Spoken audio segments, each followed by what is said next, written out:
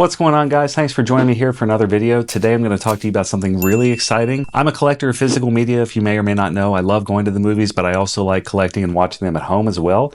And I'm a huge fan of the Criterion Collection. Now, if you're not sure what that is, that's basically a film lover's library. Each film in this collection is selected for its impact on cinema, usually has lots of restored visuals, superior sound, director's commentaries, essays, a lot of behind-the-scenes stuff, and interviews. Now, these discs are not cheap to produce. They spend years going through restoration processes, and they're typically very expensive. But in the month of November, it is well known that Barnes & Noble has these discs on sale. Now, when I first heard of this, when I was walking around Barnes & Noble back in the day, I would walk by these movies and I would recognize one or two of them and think, oh, Wall-E, yeah, I've heard of that before. Or Silence of the Lambs, yeah, that's a great movie. But I wasn't really drawn to anything else, and it was just a bunch of films I hadn't heard of before. And that was until I started getting really into films and into cinema. And this is just something that has always resonated with me since my high school film studies class. And ever since then, I've really been had a passion for filmmaking and movies, and to this day, some of those movies that I watched in that class were some of my favorite. So I just want to go through with you now some of my top favorite movies of the Criterion Collection that maybe you would want to pick up while they're on sale this month.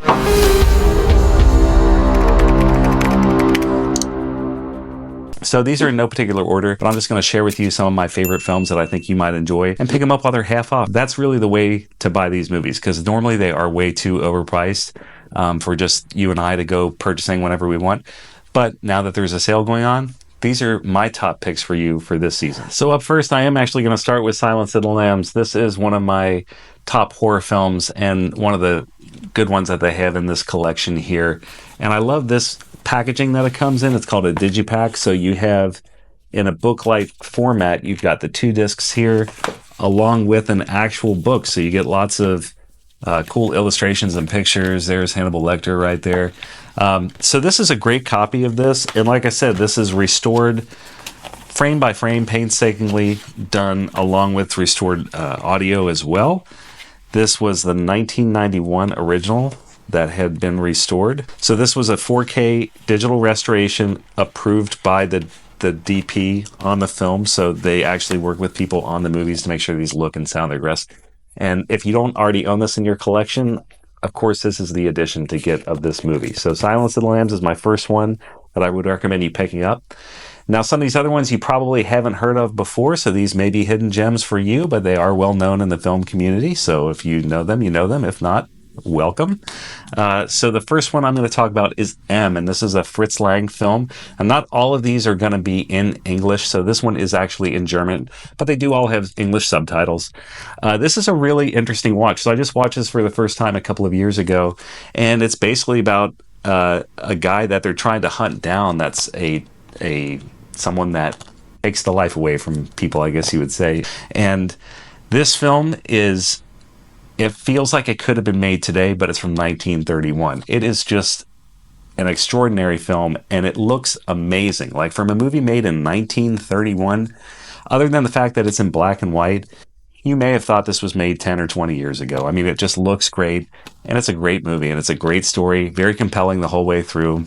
No complaints, even though it's in a foreign language. I love this movie. Next up is another recent watch for me. This one I just actually watched for the first time maybe 2 months ago, and I'd always heard quite a bit about it, but I never took the time to just sit down and watch it, because for me, I kind of have to be dialed in to watch a non-English film so I could pay attention to the subtitles and all that sort of thing. But I am so glad that I watched this one. This one is 1955 Diabolique, and they say that this is the inspiration for a lot of newer horror movies like Psycho, or not newer, but classic horror movies like Psycho and Peeping Tom and some other things.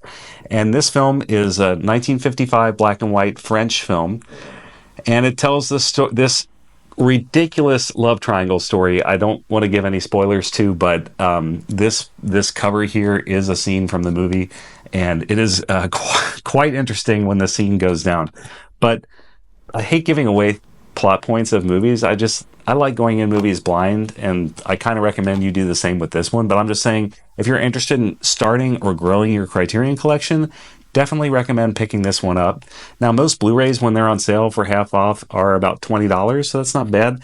And you get, again, all the special features, all the restoration, and this is a great movie to check out if you haven't seen it yet before, especially if you're a horror or a thriller fan.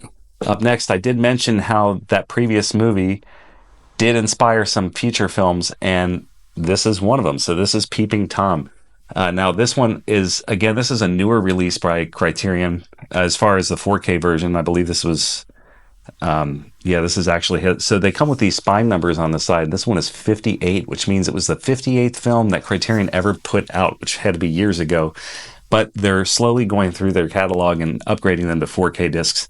And that's what they just did with this one. So a couple of months ago, this was released in 4K. So now's a great time to pick it up while it's on sale. And Peeping Tom is a great horror movie. It's British, it's in English, and it's very unique in the camera work is that it's like a POV movie, right? So you are the eyes of the antagonist in this movie, and it's a fun watch. I mean, it's very inspirational, and you can see how movies like Halloween and other movies where you see like from the point of view of the main character in the movie takes a lot of inspiration from this. So I definitely recommend picking this up and watching this. Again, I was interested the whole way through this film when I watched it recently. Now, I did say that they do a lot of older movies, and so far all of these films have been a bit older, but they also do some more contemporary films. So you may remember this one from a few years ago, and this is a 2019 film, Uncut Gems. So this is the Adam Sandler movie. I believe this originally debuted on Netflix. I love the case for this. Look at how this radiates. Again, it's in one of those digipacks, so you get the cool art on here.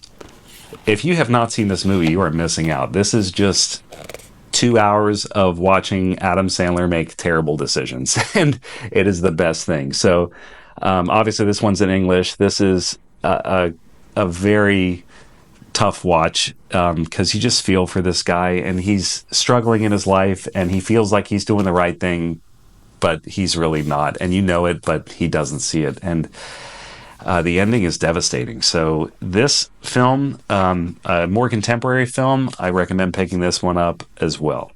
Going back to my high school film studies class I was actually talking about earlier, this was actually the first noir film that I had ever seen, and this was put out by Criterion, I believe, about a year or two ago, and I'm very glad that they did, and this is a 4K movie as well that's been updated from Blu-ray, and that is Double Indemnity. Now, this is my favorite classic film noir.